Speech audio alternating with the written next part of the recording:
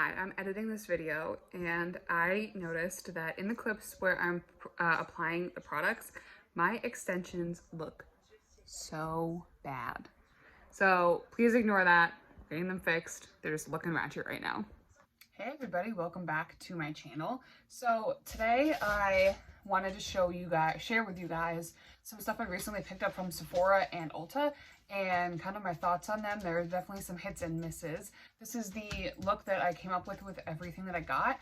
So I'm just going to take you guys through the products, and then over on this side, I believe, or this side, one of the sides, you'll see footage of me applying the products. So a lot of these are, some of these are first impressions, some of these I have tried before, so let's just get into it. I have a lot of thoughts. So the first thing I started out with was new from Too Faced, and this is their Teddy Bear eyeshadow palette. The first thing I noticed when I purchased this palette was the size of it. It's quite small compared to a Too Faced normal eyeshadow palettes, like the Peach palette or the Chocolate Bar palette. It's definitely small. So I looked into it a little bit, and you get 5 grams less product with this palette, and it's only like $5 cheaper than their standard eye palettes. So it's definitely not a good value compared to what they normally sell. For me, that's not that big of a deal because I have never panned an eyeshadow palette in my life, and I probably never will. So to me, it's not that big of a deal, but I definitely think, like, I don't agree with the pricing, especially because you're getting literally 5 grams less product than you normally would with a Too Faced palette. So take that for what you will, but that was like my first gripe with it. The packaging is adorable. This is what the outer box, where's the box? This is what the outer box looks like, pretty similar. And then it has all of the shades over here. So that's the information I have basically like on that. I need to delete all that. So getting into the palette, it has a scent. They claim that it's a graham cracker scent, I guess. To me, it smells like a really fake, like brown sugar cinnamon, which I guess is a graham cracker, but it doesn't smell good to me. But it's not an intense smell. I didn't really notice it when I was using it, but it's not my favorite. So this is what the inside of the palette looks like. So you have these 2 larger shades over here, and they have some embossing. You have a nice mix of mattes and shimmers. We have some mattes here, and then these shimmers are more of like a pressed, like a softer formula. Think of like the Huda Beauty formula, which I think I actually have on hand. I do. So think of like if you have the Huda New Nude palette, the shimmer formula is very similar to like these ones here. The same kind of texture. They're more of like a, I wouldn't say they're a pressed glitter. They're definitely a metallic, but they are of a softer consistency.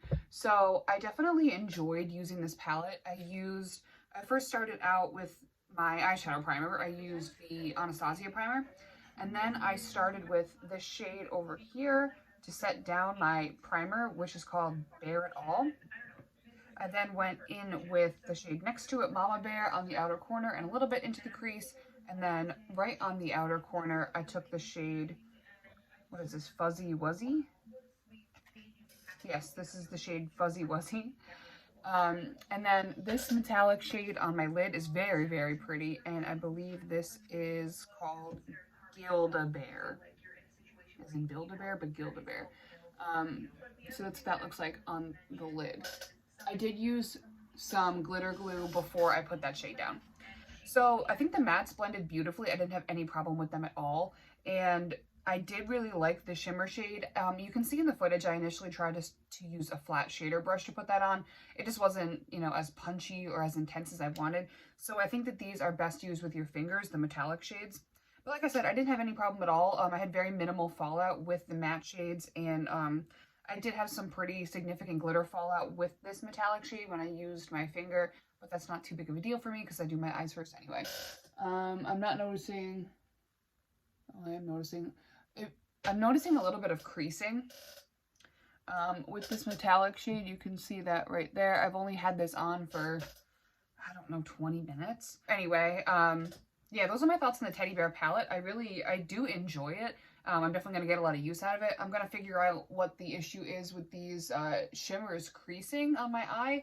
Maybe I need to use a different glitter glue primer, or maybe it's just an issue with that one particular shimmer that I used. But overall, if you have a large makeup collection, you probably already have these shades. If you are just, you know, looking for an everyday palette that you're going to get a lot of use out of, I think that that's more suited to that kind of use. Like I said, the value is not that great compared to other Too Faced palettes. Overall, I'm happy with it, so it's really up to you if you think it's worth the money. The next thing I went ahead and tried, the first major failure of the video, was the Patrick Starr One Size Secure the Blur Makeup Magnet Primer. So I was lucky enough to not purchase this. I just got it in a sample with my Sephora order. So putting on the primer, it felt just kind of like a moisturizer. It dried down a little bit sticky, and I noticed that it didn't blur anything. There was not an ounce of blurring happening with the primer. It has a little bit of a smell. I don't recognize it as any sort of certain scent. It wasn't too intense. I didn't mind it. So it felt fine on my skin. What the failure we'll get into is with the foundation that I put on top of it. So moving on to the foundation, this is new from Makeup Revolution. This is the Super Dewy Skin Tint Tinted Moisturizer. This is not the first time that I've tried this. I have tried this before, and I really, really like it. As you can see in the video, the coverage is actually pretty good for a tinted moisturizer. I have the shade Fair, and it runs quite yellow. I'm self-tanned right now, but you can still see that, you know, the foundation's a little bit yellow.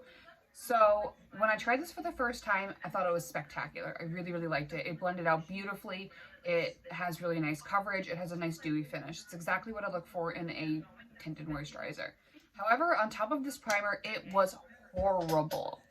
It was awful. I tried to capture it in the footage. I don't know if you'll be able to see it, but all along my forehead, all down my nose, on the sides of my nose, was just like gone. It was cakey and it was patchy, and I even noticed later on that, like, on this area of my face, the foundation was literally gone. So I know that it wasn't this because I have used this before and it did not have that problem. It was absolutely the primer. This would not adhere to my nose literally at all, which is ironic because this is called a makeup magnet primer. I think it like repelled the foundation. Like, it was really, really bad, to the point where like I considered taking it off and starting over, but I didn't. And I'll get into it in a minute on how I salvaged it. But on its own, I love this foundation. I really do wish it had more of a neutral undertone. It is quite yellow, so if you have a yellow undertone, this would be a good shade for you. This is a vegan product as well, but definitely that primer I will not be purchasing. I will not be trying it again. It made I've never experienced a poor application of foundation on top of a primer before. It was awful. It could be just my experience mixing those two formulas together, but it was bad enough that I'm not willing to try it with any other formula. So this I liked, the primer I did not. Next up this was an exciting launch. This was the Marc Jacobs Extra Shot Caffeine Concealer and Foundation. So this is what the bottle looks like. I purchased the shade Light 150. It is not the lightest shade they offer, but I purchased it to use as like a concealer shade for when I'm self-tanned.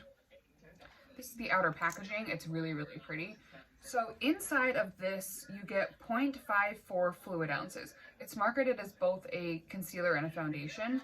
So the amount of product that you get is kind of in the middle of both of those, if that makes sense. So for example, this is, like I said, what, 0.54? Yeah, 0.54 fluid ounces. And this contains 1.85 fluid ounces. So a standard foundation tends to run about 1 fluid ounce. So this is about half of that. And it's a little more than you'd get in a concealer. Let's see a concealer that I have lying around here. This is just one I have on my desk. This is the Hello Fab Bendy Avocado Concealer by First Aid Beauty.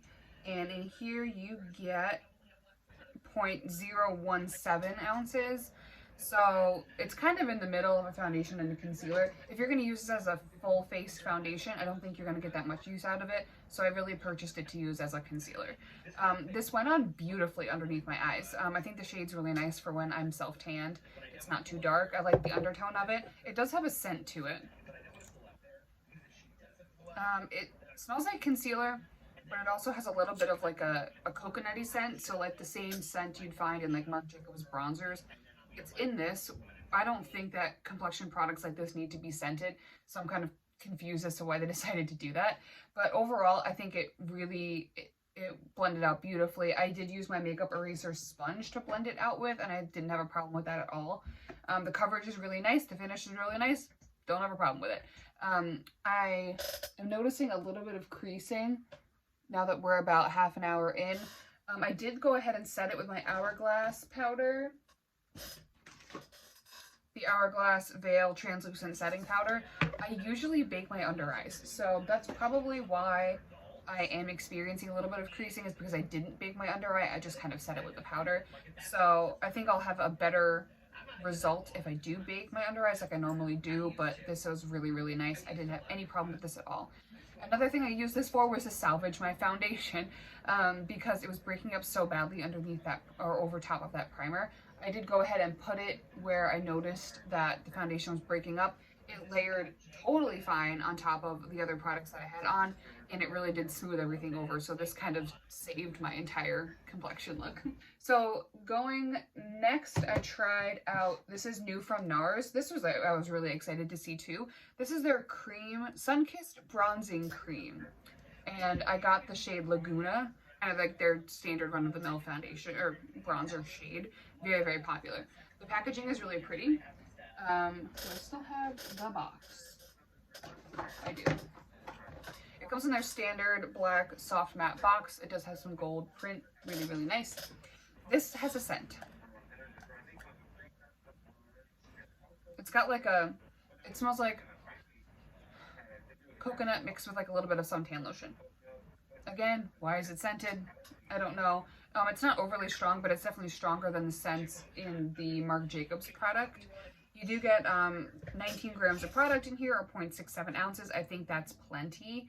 I used this with my makeup eraser sponge. It blended out beautifully. I didn't have any problem with it. The undertone of Laguna is a bit cooler, I will say. It's not exactly like a warm bronzer shade. I do have the powder version of Laguna. It's a mini, and I had depotted it and put it in this palette. So the shades are similar. I think that the powder does run a little bit cooler than the cream, but I'm really happy with this. Like I said, I didn't have any problems blending it. It looked really nice on the skin, and it wasn't too intense, which I really, really enjoyed. I kind of just dipped my sponge in it once or twice and blended it out, and it was not too over the top or difficult to work with. So I really enjoyed that. Sometimes when I use my favorite cream bronzer right now is the Milk Makeup Stick in the shade Baked. That one can be a little bit too pigmented and it can get kind of crazy really fast, but this one I didn't have any issue with that at all. It's very buildable and I'm really happy with that product. The next thing I went in with was again from the Marc Jacobs Cafe collection. This is their Omega x 3 Powder Blush Bronzer Highlight Trio in the shade Tantalize Glow. There are two shades of this. This is the deeper of the two. The other one comes with the shade Tantastic, which I already have a full size of that bronzer, so I didn't want to like purchase it again. So it comes in this really nice kind of swirly packaging. Again, it has a scent, a relatively strong coconut scent in this one, same as their regular bronzers. So the first thing I noticed in this palette was the highlighter shade is pink. And in the other, the lighter of the two palettes, it's a deeper gold. So I really was confused as to why they did that. They should have switched the highlighter shades. And if you look on the reviews on Sephora's website, everyone kind of says that. They really should have switched the two highlighter shades. So the first thing I went in with was this bronzer. You can see in the footage that when I put it on, it was like pretty intense, but it blended out totally fine. So when I first had that initial application, I was really worried, but it blended out without an issue. Same thing with the blush. It's very pigmented. So I could just kind of like tap my brush in there and then I kind of spread that out between both of my cheeks. Didn't have a problem blending that, but I did have to go in with a little bit of my Hourglass setting powder to just kind of like soften the edges of that. I wasn't expecting it to be as pigmented as it was. Speaking of pigment, we are losing the pigment with the highlighter. The highlighter barely showed up. And I am like, well, I'm self-tan right now and I'm still like fair. So this is what the highlighter looks like. It's not there. I don't know what's going on with this. Yeah, there's not a lot of glow. There's barely any reflection to it. And if you look really closely, there are pieces of glitter. It's a creamy formula. It doesn't feel dry and scratchy, but the pigment's just not there. So you can see, I mean, I built it up quite a bit. There's a little bit of something there, but it's really not anything like intense or punchy. Especially compared to the other two shades in here, the pigment's really, really lacking here. So if you are interested in these palettes, don't buy them for the highlighters. I don't own any Marc Jacobs highlighters. I don't know if they sell them. Oh yeah, they have like a couple limited edition ones in like these larger size pans. I haven't tried them. They don't come light enough for me. So if that's their highlighter formula, definitely I don't recommend those. But like I said, if you are interested in this, just don't buy it for the highlighter. This is on clearance at Sephora. I don't know if it's necessarily worth the clearance price either, because you want to get use out of all three shades, especially in a palette like that. So overall, I didn't mind using the palette. I think the colors are pretty and they blended out totally fine on my skin.